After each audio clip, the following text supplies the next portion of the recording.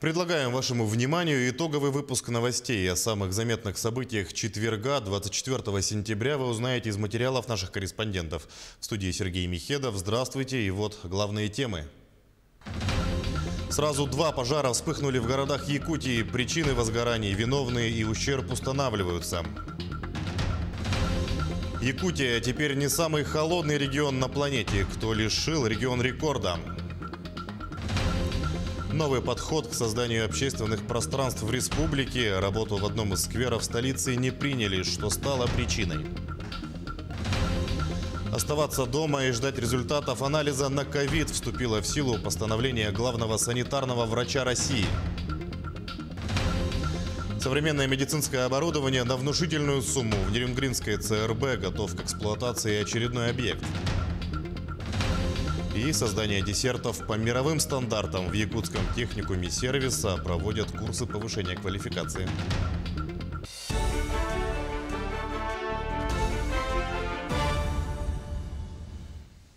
Один человек погиб в результате ДТП возле села Улаханан в Хангаласском районе республики. Об этом нашему телеканалу сообщили в пресс-службе Минздрава региона.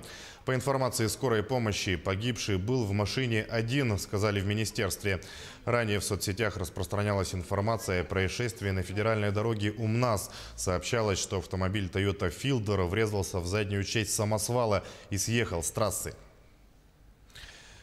В Нерюнгри в торговых рядах по улице Кравченко сегодня произошел пожар. По словам очевидцев, возгорание началось в районе 14 часов. Как сообщает пресс-служба МЧС России в регионе, на момент прибытия первого пожарно-спасательного подразделения из здания шел черный дым. Эвакуированы 3 человека. Огнем повреждена кровля по всей площади. Это 320 квадратных метров. Борьбу с огнем вели около 30 человек личного состава и 9 единиц техники. В торговых рядах располагается аптека, мини-цен, магазины промышленных товаров и подарков. Рядом со зданием находится рынок, где продают овощи и фрукты. Причина пожара, виновные и ущерб устанавливаются. Не знаем, это вот надо соседей спрашивать надо, это они. Соседи это кто? А вот с краю, там у них все для праздника, они все там шарики надували. Вот у них там что-то и замкнуло. И вот и пошло сразу, махом все загорелось, потом сразу по крыше пошло. Да как-то вышли, вот и стоим. До нас это еще не дошло. А в столице региона загорелся жилой дом в пригородном поселке Марха. На тушении огня работало первое пожарно-спасательное подразделение. Погибших и пострадавших от пожара нет, сообщили нашему телеканалу в региональном МЧС. Пожарная служба прибыла на место спустя 7 минут после сообщения о возгорании. Всемирная метеорологическая организация лишила Якутию рекорда по самой низкой материковой температуре. На первое место она поставила температуру минус 69,6 градусов по Цельсию, зарегистрированную на автоматической метеостанции в Гренландии 22 декабря 1991 года. Новый рекорд был обнаружен в архивах. Таким образом, указанная температура в Гренландии превосходит значение в минус 67,8 градусов, зарегистрированное на российских станциях Верхоянск в феврале 92 и Эмикон в январе 33 года. Самый низкий в мире абсолютный температурный рекорд на планете в минус 89,2 градуса был установлен 21 июля 1983 года высотной метеостанцией «Восток» в Антарктиде. Более 40 центров цифрового образования «Точка роста», созданных на базе школ Якутии, сегодня получили новое оборудование. Техника поступила в рамках нацпроекта «Образование». На реализацию данного проекта в нашей республике в этом году выделено 40 миллионов рублей. Так, в каждый центр завезли квадрокоптеры, 3D-принтеры, шлемы виртуальной реальности, компьютеры, смартфоны, ноутбуки и многое другое. Благодаря такой поддержке дети смогут изучать устройство и принцип работы механических моделей различной степени сложности, а также обучаться основам инженерии. В этом году оборудование получит 42 школы. В прошлом году получила 54. В следующем году получит 75 школ, а к 2022 году получит 287 школ. Стоимость оборудования в этом году около миллиона стоит. Цель проекта – вовлечение детей к учебе, повышение интереса к учебе, путем внедрения новых технологий в образовании. Якутия представит Дальний Восток на всероссийском марафоне открытий центров «Точка роста». Об этом сообщает пресс-служба Миноборнауки региона. Торжественное открытие 42 центров образования цифрового и гуманитарного профилей началось в 19:30 по якутскому времени. Республика присоединилась к всероссийскому марафону через телемост в новой точке роста Жатайской школы номер 2. В мероприятии примут участие губернаторы, педагоги и ученики из 8 регионов страны, представляющих федеральные округи России, говорится в сообщении. Во время марафона педагоги центров проведут короткие онлайн-уроки по технологии, ОБЖ и информатике. Ближайший юбилей детский сад «Дельфин» города Алдана отметит в новом здании. В микрорайоне Солнечный началось строительство. Согласно проекту, сад будет двухэтажным, он примет более сотни малышей. Работы на площадке закипели пару дней назад, идет рытье котлована. Совсем скоро будет заложена первая свая. «Дельфин» – один из наиболее проблемных садов в районе. Зданию, которое дети посещают сейчас, 32 года. Деревянное сборно-щитовое строение давно исчерпало свой ресурс. Вопрос со строительством решился давно, начало работ по объективным причинам откладывалось. Ожидается, что новый «Дельфин» примет воспитанников в следующем году. Этого мероприятия мы ждали очень давно. И даже слов нету сказать, какую радость мы вчера ощутили. Ребята, воспитанники бегали в окна, заглядывали, смотрели, какую технику, какая техника подъехала, что делает. Проектная мощность детского сада 120 мест. Естественно, мы по проекту уже знаем, что как бы планируется 7 групп. Ну, естественно, все специализированные кабинеты, помещения в соответствии с современными требованиями. Новый подход к созданию общественных пространств в республике. Более высокие требования предъявляются к качеству выполняемых работ. Один из примеров – будущий сквер, посвященный юбилею землеустройства в Якутии. К слову, работы здесь не приняли. Подробности у Юрия Осипова. Сообщество землеустроителей еще 4 года назад заложило здесь камень, символизирующий желание иметь собственный сквер. Именно в 2016 году землеустройство Якутии праздновало свой четвертьвековой юбилей. Все в этом сквере посвящено их нелегкой работе. Так, символизирует сквер землеустройства – это история развития измерительных приборов, вот показаны на покрытиях бетонных. 4 измерения от палки до спутниковой навигации. Потом сам сквер в плане разделен на такие сетки условные. Это отсылка к топографической карте. Для нового общественного пространства отведена довольно большая площадь. При его строительстве применяется комплексный подход, и состоит оно из нескольких составных частей. Новое общественное пространство включает в себя не только сам сквер. Также здесь установлена детская площадка, а вот на этом месте будут установлены павильоны. Его выделят для предпринимателей, чтобы здесь проводились различные акции. Также на соседнем доме вы можете увидеть мурал, украшающий будущее общественное пространство. Работы по скверу были уже близки к завершению, однако сейчас все элементы благоустройства собраны обратно, а на месте остался лишь памятник. По сообщению Департамента архитектуры, и его тоже будут переделывать. Все это связано с некачественно выполненной работой подрядчика. Управление архитектуры, выступая заказчиками, новые требования абсолютно предъявляем к подрядным организациям, которые занимаются таким видом работ. И вот пример сквер землеустройства, когда подрядчик уже, казалось бы, находится на завершающей стадии, увидев, что недостаточно серьезно он подошел к качеству изготовления малых архитектурных форм, мы предъявили ему требования о демонтаже этих изделий. И сегодня подрядчик производит работы по изготовлению лавочек, урн и вот светильников, которые здесь будет, в том должном качестве, которое заложено, и в техническом задании мы ему предъявляем. Сегодня такой подход применяется ко всем общественным пространствам, строящимся в республике. Он поможет создавать новые качественные объекты и, что не менее важно, заложит новые правила их эксплуатации, что позволит архитектурным новинкам намного дольше радовать жителей и гостей республики. Юрий Осипов, Григорий Николаев, Якутск.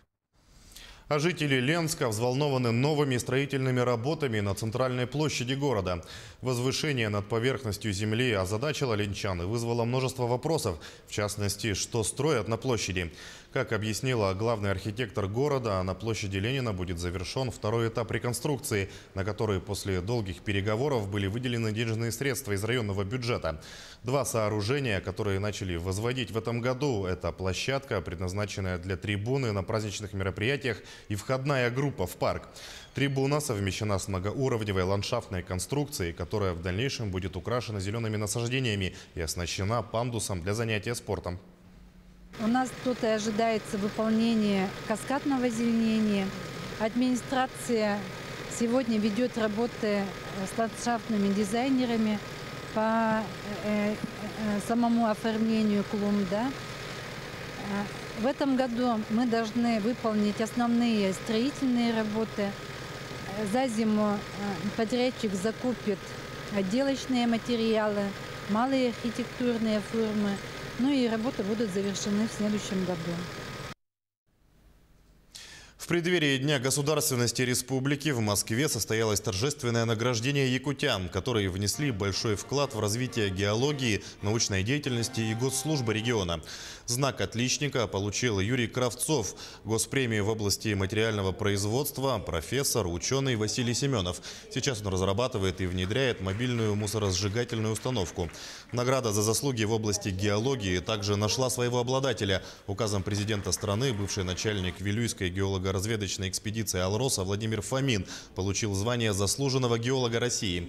Под его руководством велись поисковые и разведочные работы в Западной Якутии.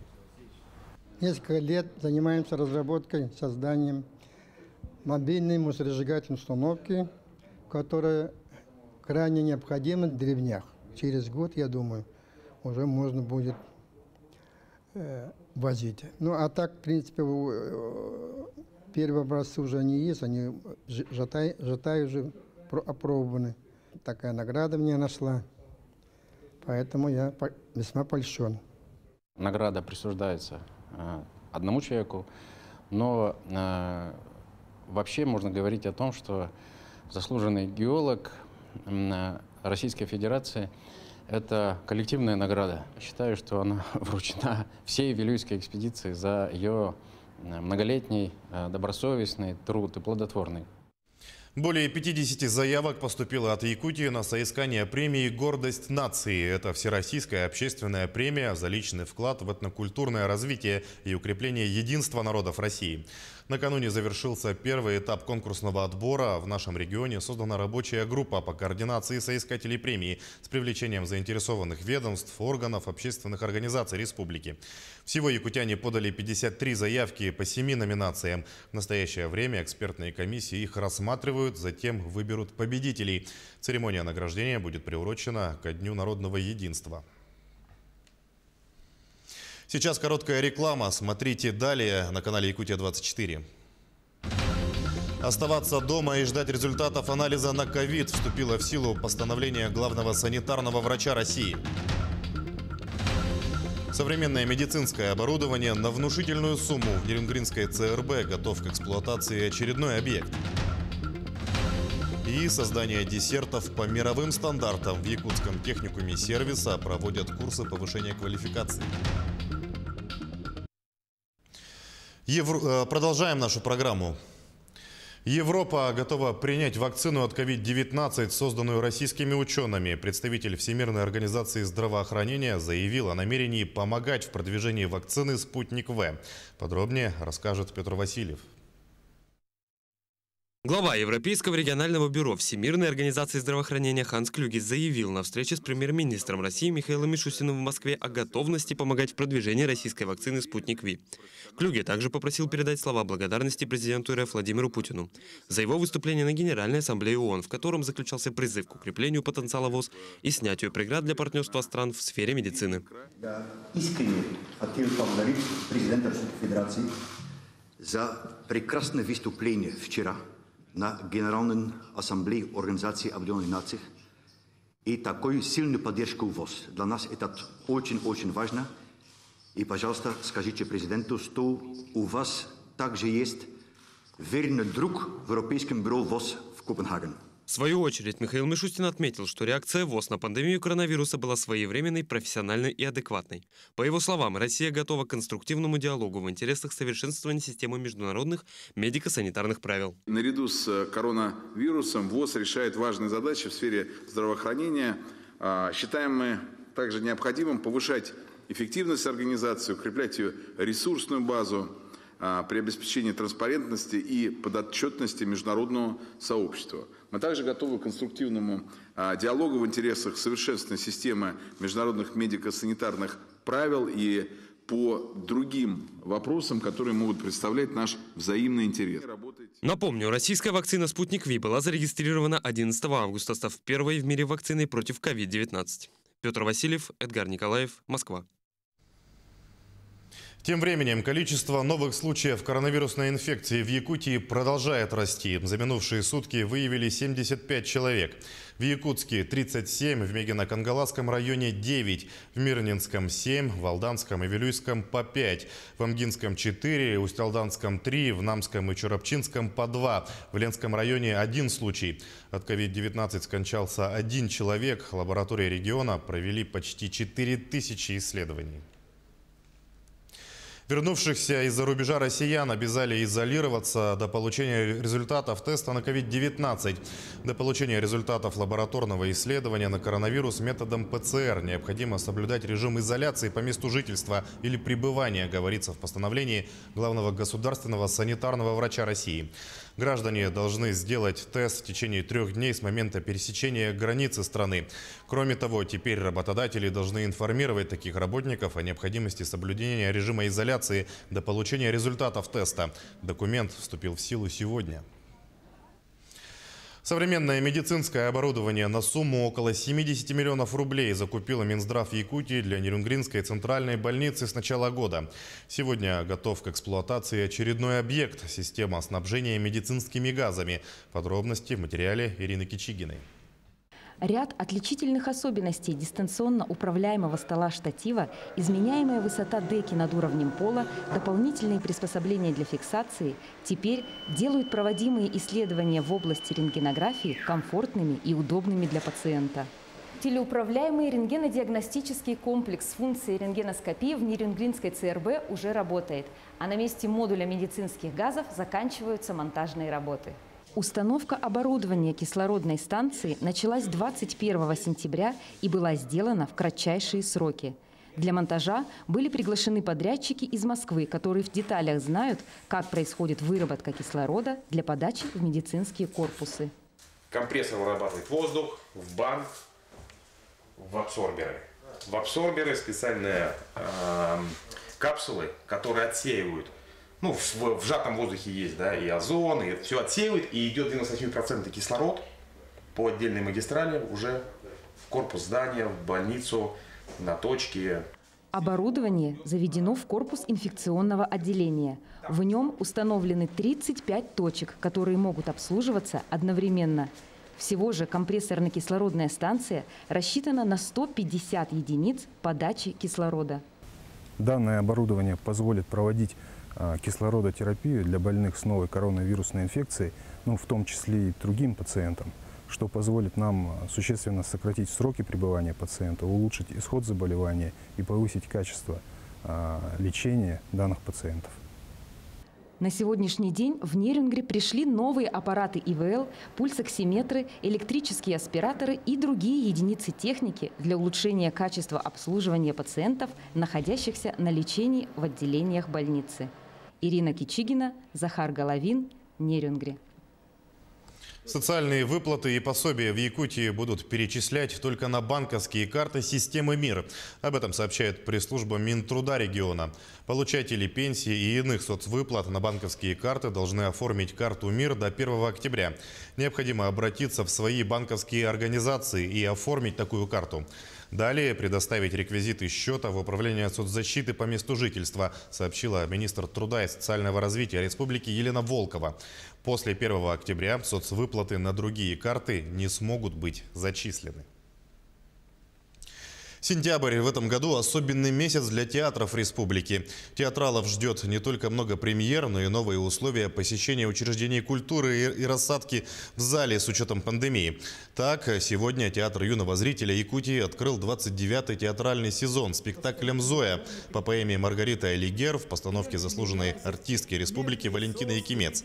Спектакль поставлен современным эстетическим языком, посвящается юной героине Великой Отечественной войны Зое Космедемьянской. маской, которая стала символом величия и мужества.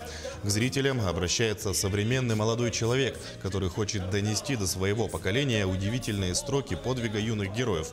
Художественная постановка прошла в новом ультрасовременном здании Центре культуры и современного искусства имени Юрия Гагарина. Мы этот спектакль посвятили нашим молодежи, нашим юным зрителям, чтобы они тоже знали, вот как в те времена такие юные 18-летняя девочка, вот какой героизм сделала, какое мужество, как она любила свою родину. Спектакль «Зоя» поставлен, посвященный вот 75-летию Великой нашей Победы. Она поставлена, выпустилась уже весной и уже успела участвовать в театральном фестивале «Сата». Выиграли приз мы театральных деятелей Якутии. В Якутском техникуме сервиса организованы курсы повышения квалификации в соответствии со стандартами WorldSkills. Слушатели курсов, мастера производственного цикла, преподаватели учебных заведений среднего профобразования Якутии и ряда регионов страны. Чему обучаются специалисты, узнавала наш корреспондент Юлия Михайлова. Как театр начинается с вешалки, так и любой торт с подставки. Обычно это застывшая карамель. Техник создания такой подставки – великое множество. Этому и обучает курсантов приглашенный шеф-кондитер, эксперт WorldSkills Russia международного уровня Александр Шикарев. Одна из техник работы – это карамель. И они обязательно должны ее уметь делать хотя бы на каком-то среднем уровне. То есть уметь выдувать, уметь лепить. Те же самые цветы вытягивать атласные. Вот мы сегодня, наш день посвящен полностью карамельной подставке для торта. Плох тот солдат, который не мечтает стать генералом. В планах мастера производственного цикла из Томска стать непревзойденным профессионалом кондитерского искусства.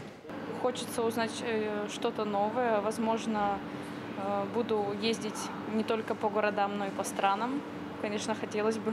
База техникума позволяет проводить не только такие обучающие курсы федерального уровня, но и соревнования по стандартам WorldSkills Russia. Мы были одними из первых в России тогда и республика, кто начинал отборочные соревнования. Поэтому у нас в техникуме очень много компетенций, с которыми мы работаем по движению WorldSkills. Курсы позволят мастерам узнать технологические тонкости создания самих десертов, способы подачи и украшения. Ведь десерт является тем самым заключительным аккордом любого званого обеда, а значит самым ярким его украшением. А удается создать шедевр кондитерского искусства настоящим виртуозом профессии.